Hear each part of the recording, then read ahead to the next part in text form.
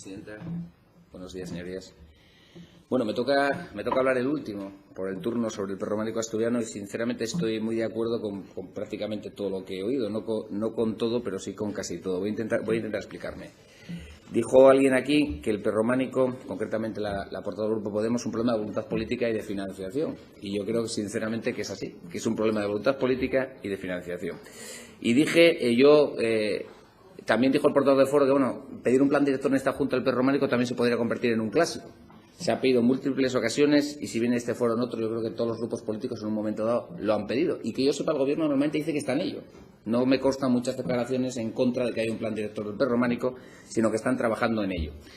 Pero desde el año 85, que se consideró la UNESCO nos dio el Patrimonio de la Humanidad, nadie me podrá negar que esto es un continuo fracaso. Es un sucesivo fracaso y, sobre todo, un fracaso de los asturianos. Fíjese, ya no voy ni a decir del Gobierno, sino de los asturianos.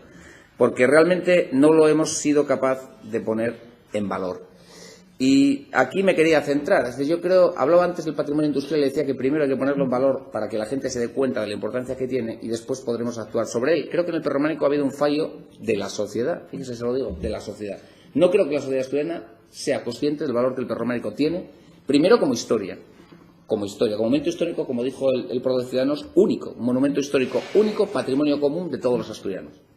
Primero como historia. Luego, a partir de ahí, hablaremos evidentemente de cultura, hablaremos de turismo y hablaremos, si quieren, de rendimiento económico. Pero si no somos capaces de tener en claro el valor que tiene como historia, no llegaremos a ninguna parte. Y además, mire, les voy a decir algo. La UNESCO lo que declara Patrimonio de la Humanidad son los monumentos. Cierto es, y no todos. Bueno, no vamos a hablar aquí del famoso caso de Valdedios, que usted lo incluía muy generosamente en los monumentos de la UNESCO, pero no está. Ahora parece ser que vamos a solicitar que esté, porque hubo una omisión. Aunque la UNESCO estaba dispuesta, si alguien conoce bien la historia, no tenía ningún problema, pero alguien lo omitió. Pero no voy a hablar de los monumentos, simplemente de que es imposible entender las Asturias, del momento histórico de las Asturias cuando se produce el prerrománico, sin entender el prerrománico y al revés. Es decir, ese prerrománico no está donde está por casualidad, no están los monumentos en Lena o en Oviedo por casualidad o en Valdedios.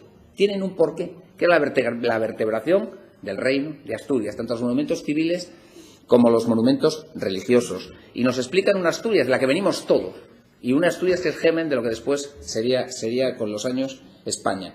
Creo que no somos capaces de dar ese valor histórico, ese patrimonio inmaterial, más allá de los monumentos al prerrománico. Y mientras no lo logremos, los monumentos no podrán ser puestos en el lugar que pertenecen, no más allá de su valor arquitectónico, indudable que lo tienen, sino como su valor histórico y de herencia cultural del pueblo asturiano. Necesitamos un consenso político, un consenso también social, porque como comentó alguno de mis predecesores, esto al final se necesitan fondos que se dilucidan en Europa.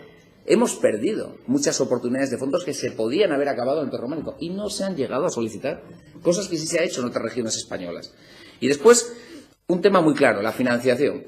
Transformar los bienes culturales pasivos en recursos culturales activos. Yo le hice esta pregunta, si iba a haber un plan director al consejero, creo en el mes de noviembre, quiero recordar, y me dijo que sí y que tomaba nota. Vamos a ver, es imposible. Mire, el país más, digamos, que defendió a ultranza el laicismo y que el Estado tenía que conservar sus monumentos es Francia, y ya ha tenido que rectificar, porque no hay quien sostenga ese patrimonio, ni Francia ni Italia. O somos capaces de aplicar mecenazgo y dejar, mira, hasta la portavoz de Izquierda Unida habla de aportaciones privadas, es que si no es imposible, si se nos caerá el patrimonio.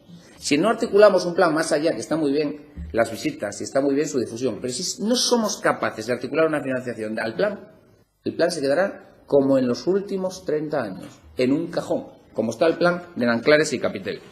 Y lo han logrado, se ha logrado dar valor al patrimonio en otras partes de España y en otras partes de Europa. Tenemos que pasar del lamento al recurso. Yo creo que nos lamentemos ahora todos, con lo mal que de los 30 años, me parece que no somos capaces, no vamos a arreglar nada. Fíjense, ni siquiera utilizar esa intervención, que podría, para criticar al Gobierno durante 30 años. Pero es que no creo que sea el momento. Lo que sí creo que el Partido Popular cree que es el momento en este tema del patrimonio, lo dije en mi intervención en noviembre y voy a terminar con ello. La máxima lealtad y el máximo apoyo del Grupo Parlamentario Popular, pues nosotros sí somos conscientes de la importancia inmaterial e inmaterial, y más allá, fíjese, de la declaración de monumentos de la UNESCO, que debe tener el prerrománico en Asturias. Nosotros, donde cualquier iniciativa, y esta es una, señor Nicanor, que pida apoyar el patrimonio, a nosotros nos van a encontrar. Gracias, señor.